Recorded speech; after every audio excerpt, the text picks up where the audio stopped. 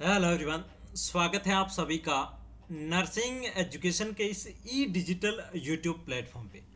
प्यारे साथियों, आज के सेशन में E S I C D triple S B जो अपनी एम सी क्यू सीरीज थी उसको अपन कैरी ऑन करने वाले हैं। दोस्तों, बड़ा इंपॉर्टेंट सेशन आज का ही रहने वाला है।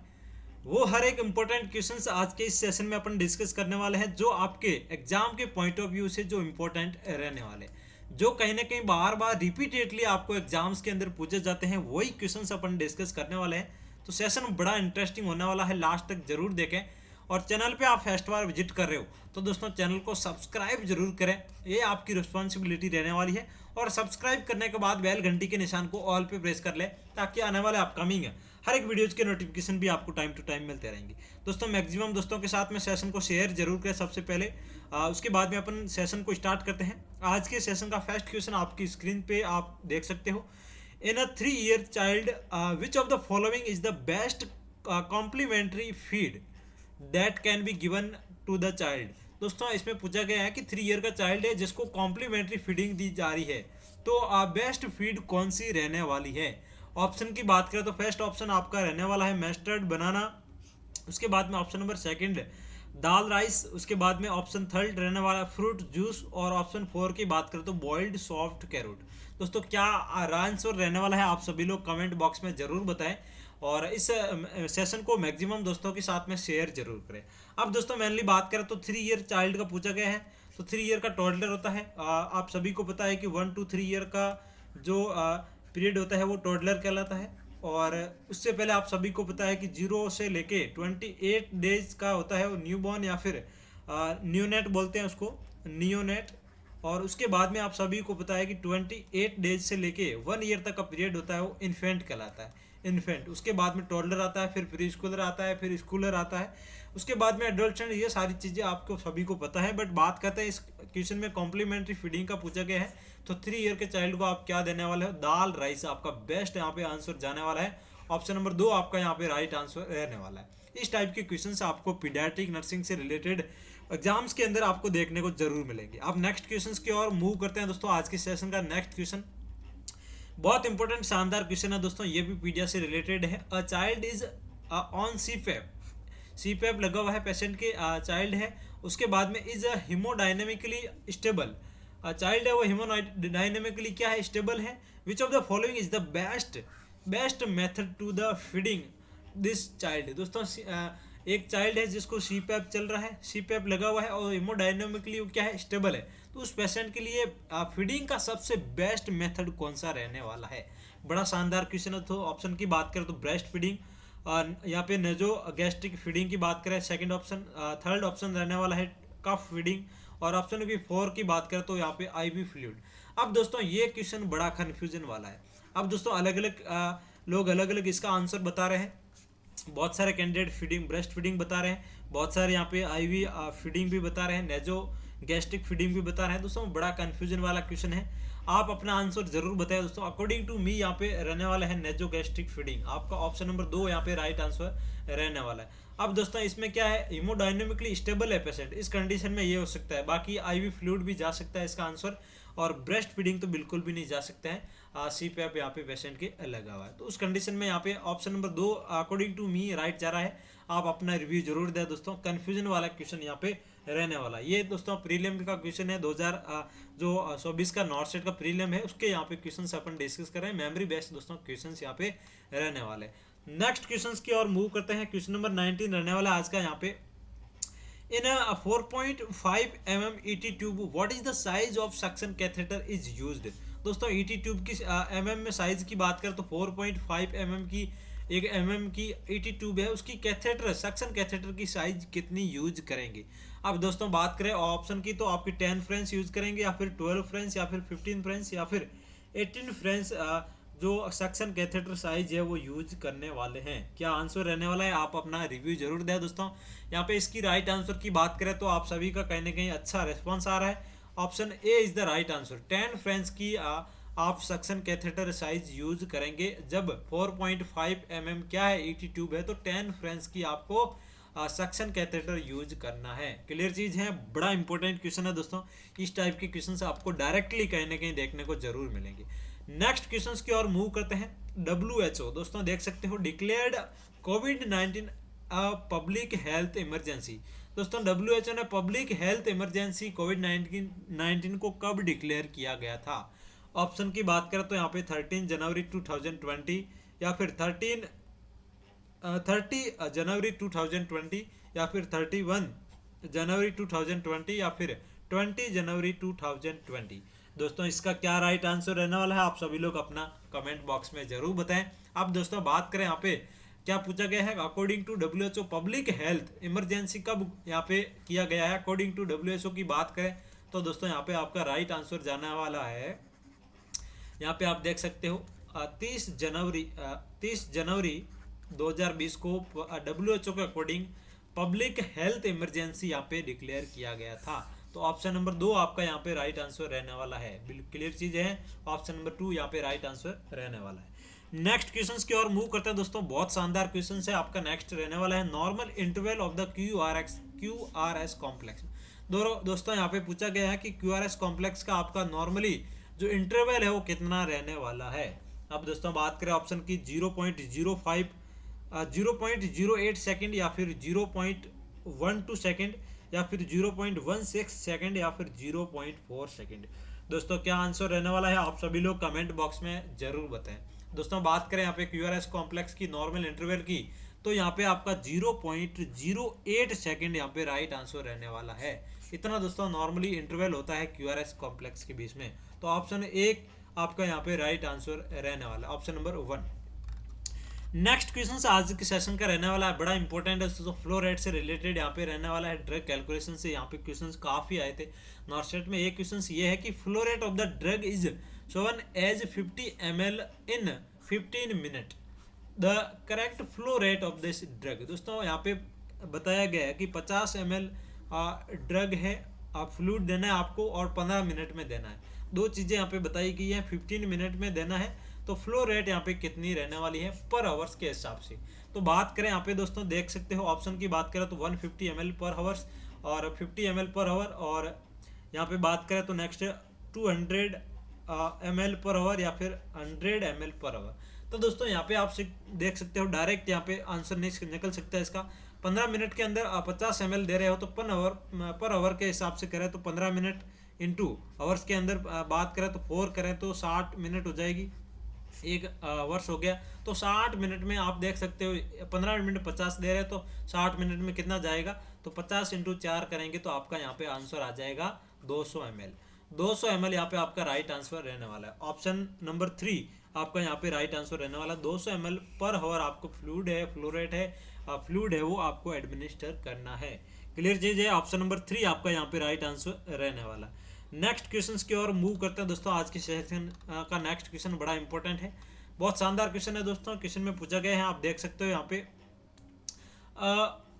एन अस्थमा पेशेंट, अस्थमा का पेशेंट है, comes to the emergency with complaint of the wheezing and chest pain. दो कंप्लेन कर रहा है दोस्तों, इमरजेंसी के अंदर आया है, अस्थमा का पेशेंट है, कंप्लेन कर रहा है विजिंग एंड चेस्ट पेन का। उसके बाद में what should be the flow rate of the oxygen for this patient.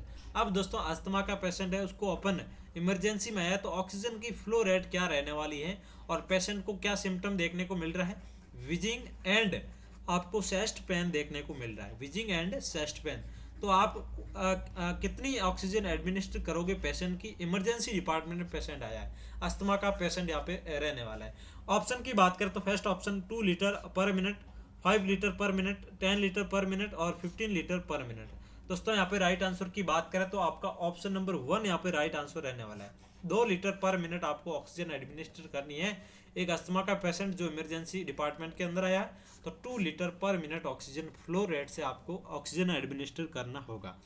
Next question की ओर मूव करते हैं दोस्तों। आज के सेशन का नेक्स्ट क्वेश्चन यहाँ पे रहने वाला है। क्वेश्चन दोस्तों बहुत शानदार रहने वाला है, आप अच्छे से पढ़े देन आंसर पुटअप करें, आप अपना रेस्पॉन्स जरूर दें दोस्तों। क्लास कैसी लगी, और जो प्रीवियस क्लासेज आपने अभी तक नहीं देखी है तो जरूर चैनल पे विजिट करके दोस्तों देखें। बहुत इंपॉर्टेंट क्वेश्चंस हमने जो प्रीवियसली एग्जाम्स के अंदर पूछे गए हैं वो क्वेश्चंस पढ़े हैं, कहीं ना कहीं बार बार जो रिपीटेड आपको हर एक एग्जाम्स के अंदर देखने को मिलते हैं। अब यहाँ पे क्वेश्चंस की बात करें दोस्तों, आप क्वेश्चन को अच्छे से रीड करें देन आंसर पुटअप करें। In a patient apical pulse is 80 per minute and radial pulse is the 60 per minute.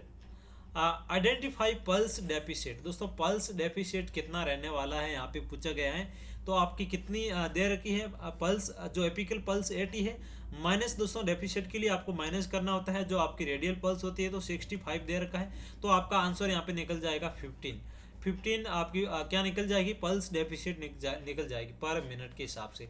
तो आप ऑप्शन की बात करें तो ऑप्शन नंबर 2 आपका यहाँ पे राइट आंसर रहने वाला है। बहुत शानदार क्वेश्चन है दोस्तों। पल्स डेफिशिएट और पल्स प्रेशर से रिलेटेड आपको क्वेश्चन पूछा जाता है।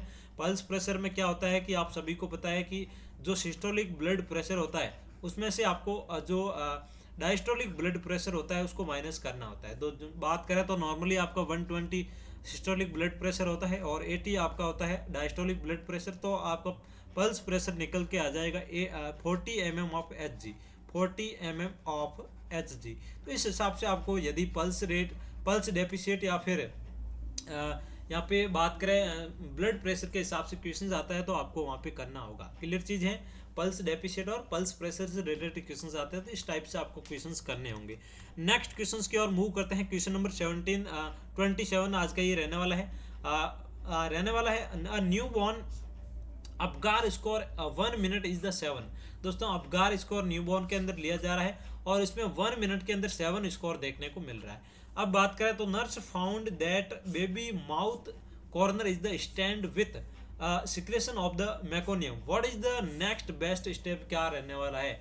एक न्यूबॉर्न है जिसका अपगार स्कोर चेक किया जा रहा है तो 1 मिनट में 7 स्कोर देखने को मिल रहा है और उसके माउथ से सिक्रेशन देखने को मिल रहा है मेकोनियम का। तो बेस्ट आपका नेक्स्ट स्टेप क्या रहने वाला है न्यूबॉर्न का, न्यूबॉर्न के प्रति एज ए नर्स आपका। तो स्कोर नॉर्मली कितना आ रहा है, 7 आ रहा है। तो दोस्तों आपको रेंज के अंदर बात करें तो 0 से लेकर 10 अपगार स्कोर होता है। यदि मिनिमम आपको स्कोर पूछा जाता है तो कितना रहने वाला है, मिनिमम 0 और मैक्सिमम स्कोर पूछा जाता है अपगार स्कोर का तो वहाँ पे आपका आंसर जाने वाला 10। यही क्वेश्चन दोस्तों GCS में आता है। ग्लासगो कॉमा स्केल में आपका मिनिमम स्कोर 3 होता है और मैक्सिमम स्कोर 15 होता है। वहाँ पे भी कंफ्यूजन होते हैं बहुत सारे कैंडिडेट, कभी पूछा जाता है कि मिनिमम स्कोर कितना होता है तो बहुत सारे कैंडिडेट 0 कर देते हैं कभी, और कभी अपगार स्कोर में भी 3 कर देते हैं। तो यहाँ पे अपगार स्कोर में 0 होता है, मिनिमम स्कोर और मैक्सिमम स्कोर आपका 10 होता है। अब यहाँ पे बात करें तो नॉर्मल 7 देखने को मिल रहा है। तो क्या आंसर रहने वाला है, आप ऑप्शन की बात करें तो प्रिपेयर फॉर द रिसक्सिटेशन के लिए पेशेंट को प्रिपेयर करेंगे न्यूबॉर्न को, या फिर इन्फॉर्म फिजिशियन को इन्फॉर्म करेंगे, या फिर perform suction of mouth and nose. और ऑप्शन नंबर 4 की बात करें तो परफॉर्म द रूटीन केयर। अब दोस्तों बात करें तो आपका 7 to 10 जो स्कोर होता है वो कहीं ना कहीं नॉर्मल कंसिडर्ड किया जाता है। तो इसमें एबनॉर्मल की कोई कंडीशन नहीं है। पेशेंट का माउथ से क्या हो रहा है, सिक्रेशन हो रहा है मेकोनियम का, उस कंडीशन में आपको परफॉर्म करना है, सक्शन परफॉर्म करना है, फर्स्ट आपको माउथ करना है, देन नोज करना है। तो आपका ऑप्शन नंबर 3 यहाँ पे राइट आंसर रहने वाला है। बड़ा इंपॉर्टेंट क्वेश्चन है दोस्तों। इस टाइप के क्वेश्चन से आपको रिपीटेडली कहीं ना कहीं हर एक एग्जाम्स के अंदर पूछे जाते हैं।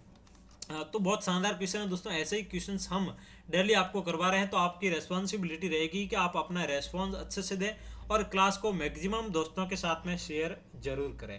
Question number 28 function of the zinc in management of the diarrhoea is. दोस्तों फंक्शन क्या रहने वाला है जिंक का, मैनेजमेंट किसके मैनेजमेंट में, डायरिया के मैनेजमेंट में जिंक का क्या फंक्शन यहाँ पे रहने वाला है। ऑप्शन की बात करें तो ऑप्शन नंबर 1 रहने वाला है इंक्रीजेज एपेटाइटिस, भूख को बढ़ाता है, या फिर रिजॉल्व एब्डोमिनल क्रैम्प को रिजॉल्व करता है जिंक, या फिर मेंटेन हाइड्रेशन, या फिर प्रिवेंट इंड्यूरेशन।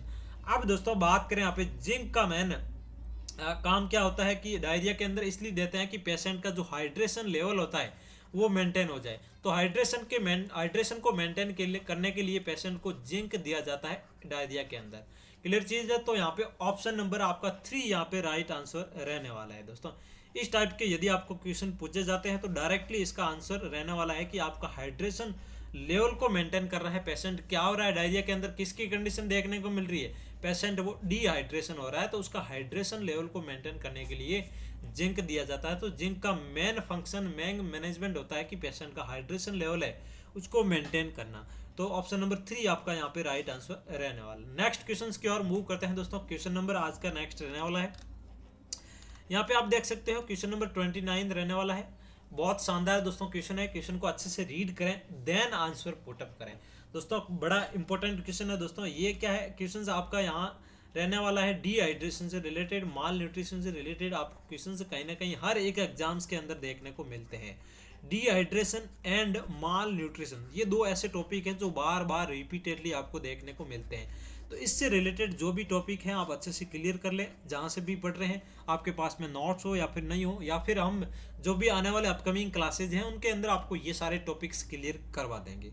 क्लियर चीज़ें हैं। अब क्वेश्चंस को रीड करते हैं। क्वेश्चन नंबर आपका आज का रहने वाला है, a child is having diarrhoea, child को डायरिया हो रहा है, so one of the sunken eyes, sunken eyes patient के अंदर देखने को मिल रही है, and is eagerly thirsty, patient को क्या हो रहा है, थ्रस्टी है, पेशेंट को बड़ी प्यास लग रही है। When milk is the provided to the baby, it's drink is the easily eagerly with which type of the dehydration is the patient, patient के अंदर कौन सा टाइप का डिहाइड्रेशन देखने को मिलेगा। पेशेंट के संकेन आइज देखने को मिल रही है और थ्रस्ट देखने को मिल रही है पेशेंट के अंदर, तो कौन सा डायरिया है उसकी वजह से कौन सा डिहाइड्रेशन आपको देखने को मिलेगा। ऑप्शन की बात करें तो फर्स्ट ऑप्शन रहने वाला है आपका माइल्ड डिहाइड्रेशन और मॉडरेट डिहाइड्रेशन और सीवियर डिहाइड्रेशन, या फिर नॉर्मल डिहाइड्रेशन है, कोई डिहाइड्रेशन नहीं है।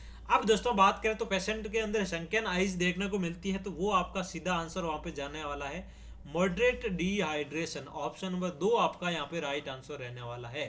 पेशेंट थ्रस्टी है और शंकन आइज देखने को मिल रही है, तो मॉडरेट टाइप का आपका डिहाइड्रेशन आपको देखने को मिलेगा। ऑप्शन नंबर 2 आपका यहाँ पे राइट आंसर रहने वाला है। अब दोस्तों मैंने आपको बताया कि डिहाइड्रेशन से रिलेटेड और माल न्यूट्रिशन से रिलेटेड बहुत सारे क्वेश्चंस आपको एग्जाम्स के अंदर देखने को मिलेंगे, तो हम वो सारी चीज़ें आपको क्लियर करवाएंगे। तो आप चैनल के साथ में जुड़े रहें और सेशन को मैक्सिमम दोस्तों के साथ में शेयर जरूर करें, ताकि हमारा भी मोटिवेशन बना रहे और आप सभी के लिए ऐसे ही तमाम इंपॉर्टेंट क्वेश्चंस की क्लासेज आपको प्रोवाइड करवाते रहेंगे। नेक्स्ट क्वेश्चन रहने वाला है कि according to WHO, World Health Organisation के according, what is the management of the second stage of the labour. दोस्तों सेकेंड स्टेज ऑफ लेबर का यहाँ पे मैनेजमेंट पूछा गया है according to WHO, World Health Organisation के अकॉर्डिंग यहाँ पे सेकेंड स्टेज ऑफ लेबर का क्या मैनेजमेंट रहने वाला है वो यहाँ पे पूछा गया है। ऑप्शन की बात करें तो फर्स्ट ऑप्शन रहने वाला है आपका पुचिंग विथ वाल्सल मैन्योवर, उसके बाद में option number 2 monitoring fetal heart rate, option number 3 की बात करें तो पेरिनियल मसाज, ऑप्शन नंबर 4 की बात करें तो इमरजेंसी सी सेक्शन देखने को मिलेगा। दैट मीन सिजेरियन सेक्शन आपको डिलीवरी करवाएंगे इमरजेंसी, या फिर पेरिनियल मसाज करेंगे, या फिर फीटल हार्ट रेट मॉनिटर करेंगे। अब दोस्तों बात करें तो आपका स्टेज कौन सा है, लेबर का सेकंड स्टेज है। आप सभी को पता है कि सर्वाइकल डायलेशन स्टार्ट होने से लेके फुल डायलेशन ऑफ सर्विक्स, ये कौन सा स्टेज रहने वाला है, फर्स्ट रहने वाला है। और फुल डायलेशन ऑफ सर्विक्स से लेके आपका जो डिलीवरी तक का पीरियड है वो सेकंड के अंदर रहने वाला है। और डिलीवरी से लेके प्लेसेंटा का आपका प्लेसेंटा का जब बाहर आ जाता है तब तक का थर्ड स्टेज होता है। और फोर्थ स्टेज आपका लेबर का होता है जिसमें ऑब्जर्वेशन फेज अपन बोलते हैं, ऑब्जर्वेशन स्टेज बोलते हैं। तो यहाँ पे सेकंड स्टेज में क्या है, पेशेंट की डिलीवरी करवानी है, तो उस टाइम पुशिंग विद द वाल सेल मैन्यूवर, ऑप्शन नंबर 1 आपका राइट आंसर करना है। आपको क्या करना है, वाल सेल मैन्यूवर के साथ में पुश करना है ताकि डिलीवरी हो जाए। क्लियर चीज़ है। ऑप्शन नंबर फर्स्ट यहाँ पे राइट आंसर रहने वाला है। दोस्तों लेबर से रिलेटेड बहुत सारे क्वेश्चंस आपको देखने को मिलते हैं, तो यही क्वेश्चंस आप देख सकते हो बार बार रिपीटेडली आपको देखने को मिलते हैं। और भी कोई इंपॉर्टेंट क्वेश्चंस होंगे तो हम आपको जरूर करवा देंगे।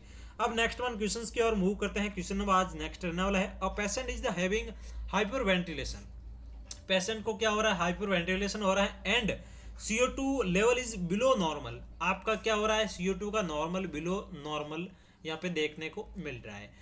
उसके बाद में बात करें तो प्रायोरिटी पूछी गई यहाँ पे priority nursing management in this patient. दोस्तों इस पेशेंट में आप एज ए नर्स क्या प्रायोरिटी देखोगे, क्या प्रायोरिटी करोगे। पेशेंट किसका है, पेशेंट के अंदर हाइपर वेंटिलेशन देखने को मिल रहा है और CO2 का लेवल है वो बिलो कम हो रहा है, नॉर्मल से कम हो रहा है, तो उस कंडीशन में आप क्या करोगे, पेपर बैग ब्रीथिंग दोगे, या फिर गिव डायरेक्ट O2 देंगे, या फिर इन्फॉर्म द डॉक्टर, या फिर गिव सेडेटिव्स। तो दोस्तों क्या राइट आंसर रहने वाला है, बात करें तो दोस्तों पेशेंट हाइपर वेंटिलेशन में है, CO2 का लेवल कम हो रहा है, तो उस कंडीशन में आपको पेपर बैग ब्रीथिंग प्रोवाइड करवानी है। ऑप्शन नंबर 1 आपका यहाँ पे राइट आंसर रहने वाला है। आपको क्या करवानी है, पेपर बैग ब्रीथिंग पेशेंट को प्रोवाइड करवानी है। यदि पेशेंट हाइपर वेंटिलेट हो रहा है या फिर CO2 का लेवल कम हो रहा है, उस कंडीशन में आपको पेपर बैग ब्रीथिंग देनी है। ऑप्शन नंबर फर्स्ट आपका यहाँ पे राइट आंसर रहने वाला है। नेक्स्ट क्वेश्चन की ओर मूव करते हैं दोस्तों। बहुत शानदार क्वेश्चन है। लंबर पंक्चर से रिलेटेड आपको एक क्वेश्चन हर एक एग्जाम्स के अंदर देखने को मिलता है। अब best position for the doing lumbar puncture, क्या बेस्ट पोजीशन रहने वाली है? आप सभी लोग कमेंट जरूर करें दोस्तों। बेस्ट पोजीशन पूछा गया है लंबर पंक्चर के दौरान, बेस्ट पोजीशन क्या रहने वाली है? क्लियर चीज है, पोजीशन यहाँ पे पूछी गई है, तो आप सभी लोग कमेंट डाउन जरूर करें। यदि आपने सुना है कि सी सेक्शन पोजीशन देते हैं, ये भी आपका यदि ऑप्शन के अंदर होता तो राइट आंसर जाता। और यहाँ पे ऑप्शन की बात करें तो लेफ्ट लेटरल, राइट लेटरल या फिर फॉलर पोजीशन या फिर प्रॉन पोजीशन। तो दोस्तों लंबर पंक्चर के अंदर बेस्ट पोजीशन रहने वाली है आपकी लेफ्ट लेटरल। ऑप्शन नंबर 1 आपका यहाँ पे राइट आंसर रहने वाला है।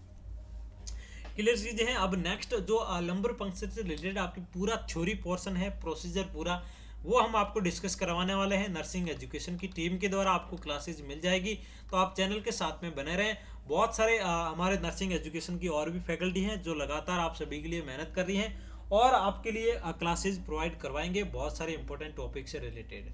और नेक्स्ट वन क्वेश्चन की ओर मूव करते हैं। क्वेश्चन नंबर नेक्स्ट आपका रहने वाला है Contra indications of nasal intubation is. दोस्तों नेजल इंट्यूबेशन के अंदर आपका कॉन्ट्रा इंडिकेशन क्या रहने वाला है? ऑप्शन की बात करें तो कॉन्शियस पेशेंट या फिर fracture of the basal skull या फिर ऑप्शन की बात करें next patient with limited mouth opening या फिर इंट्रा ओरल मास। तो बात करें यहाँ पे नेजल इंट्यूबेशन के दौरान कॉन्ट्रा इंडिकेशन पूछा गया है, तो दोस्तों बात करें ऑप्शन की तो ऑप्शन नंबर आपका 2 यहाँ पे राइट आंसर रहने वाला है।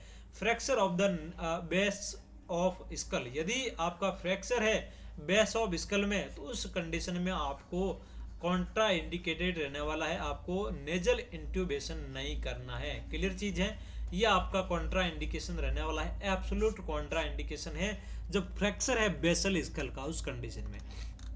नेक्स्ट क्वेश्चन रहने वाला है आज के सेशन का दोस्तों, identify the route of the drug administration. अब दोस्तों यहाँ पे इमेज दिया हुआ था एम्स में, आप सभी को पता है इस टाइप से, और वहाँ पे ऐसे इमेज दे रखा था ऐसे। तो क्या यहाँ पे राइट आंसर रहने वाला है? ऊपर ऐसे इस टाइप से आपको इंजेक्शन यहाँ पे बताया गया था, तो क्या आंसर रहने वाला है? आप सभी लोग जरूर बताएं कमेंट के अंदर, कमेंट बॉक्स के अंदर। इस टाइप का इमेज था, यहाँ पे इमेज मेंशन नहीं करा है हमारी टेक्निकल टीम ने। अब दोस्तों आप देख सकते हो इस टाइप का ही इमेज था और ये आपकी स्किन है और यहाँ पे इस टाइप से जेड बना हुआ था। तो क्या यहाँ पे रहने वाला है आंसर? ऑप्शन की दोस्तों बात करें तो आप सभी लोगों को अच्छा रेस्पॉन्स आ रहा है। ऑप्शन ए की बात करें तो सब क्यूटिनियस जेड ट्रैक्ट इंजेक्शन या फिर IM जेड ट्रैक्ट इंजेक्शन या फिर IV इंट्रावीनस या फिर इंट्राडर्मल, कौन सा टाइप का इंजेक्शन दोस्तों ये रहने वाला है? यहाँ पे आपको रूट बता रखा है इस टाइप से दोस्तों, ये रूट आप सभी को पता है, IM दिख रहा है, सीधी सी बात है, और यहाँ पे जेड बनाया हुआ, तो जेड ट्रैक्ट इन्फेक्शन इंजेक्शन आपका रहने वाला है। IM विथ जेड ट्रैक्ट आपका ऑप्शन नंबर 2 यहाँ पे राइट आंसर रहने वाला है। ये दोस्तों इमेज किसका देखने को मिलेगा? IM इंजेक्शन है और जेड ट्रैक IM इंजेक्शन। तो इस टाइप के यदि आपको क्वेश्चन पूछे जाते हैं, इसमें कौन सा डिग्री का है? ये 90 डिग्री का एंगल बन रहा है, और सब क्यूटिनियस की बात करें तो आप सभी को पता है कि 45 डिग्री का एंगल बनता है, और बात करें यहाँ पे तो 90 डिग्री का IM में बनता है। तो इसमें Z track that means screen आपकी स्ट्रेच की हुई है, जिससे क्या है कि बैक फ्लो नहीं होगा ड्रग का, उसके हिसाब से ये आपको इमेज दे रखा है। क्लियर चीजें। अब नेक्स्ट वन क्वेश्चन की ओर मूव करते हैं दोस्तों। बहुत शानदार सेशन आज का ये रहने वाला है। Maximum Bharat Ratna award were given in which year? दोस्तों यहाँ पे क्वेश्चन में पूछा गया है कि मैक्सिमम भारत रत्न अवार्ड है वो कौन से ईयर में यहाँ पे मिला है? ऑप्शन की बात करें तो ऑप्शन नंबर फर्स्ट आपका रहने वाला है 1999, option number second 2024, option number 3 1989 और ऑप्शन नंबर 4 रहने वाला है 2022। तो दोस्तों भारत रत्न आपका अवार्ड है मैक्सिमम कौन से ईयर में मिला था? आप सभी को पता है कि इस बार ही मिला था। 2024 के अंदर मैक्सिमम सबसे ज़्यादा भारत रत्न अवार्ड मिले थे?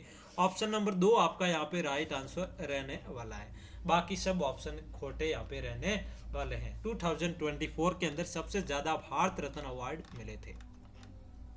नेक्स्ट दोस्तों, आप सभी को पता है कि नॉन नर्सिंग सेशन में भी इस टाइप के क्वेश्चंस आए थे कि ओड वन, इसमें से कौन सा, आइडेंटिफाई द ओड वन, इसमें से ओड कौन सा है? सभी एक जैसे हैं, एक है वो अलग रहने वाला है। ऑप्शन की बात करें तो क्रीम, बटर और घी और ऑयल। तो दोस्तों क्या राइट आंसर रहने वाला है? सभी है वो एक जैसे हैं, एक है वो डिफरेंट यहाँ पे रहने वाला है। ऑप्शन की बात करें तो क्रीम, बटर और घी। और तो दोस्तों राइट आंसर की बात करें तो यहाँ पे आपका ऑप्शन नंबर डी यहाँ पे राइट आंसर रहने वाला है। घी वो अलग है, बाकी सभी है सेम यहाँ पे देखने को मिलेंगे। तो ऑप्शन नंबर आपका डी यहाँ पे राइट आंसर रहने, 4 नंबर यहाँ पे राइट आंसर रहने वाला है। क्लियर चीज़ है।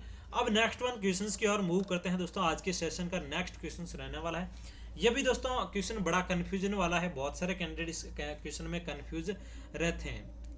अब यहाँ पे पूछा गया है कि core body temperature can be measured using all of the following method except. सभी मेथड से यूज करते हैं, एक मेथड है वो यूज नहीं करते हैं कोर बॉडी टेम्परेचर के लिए। ऑप्शन की बात करें तो ओरल, रेक्टल और टेम्पोरल आर्टरी और यूरिनरी ब्लैडर।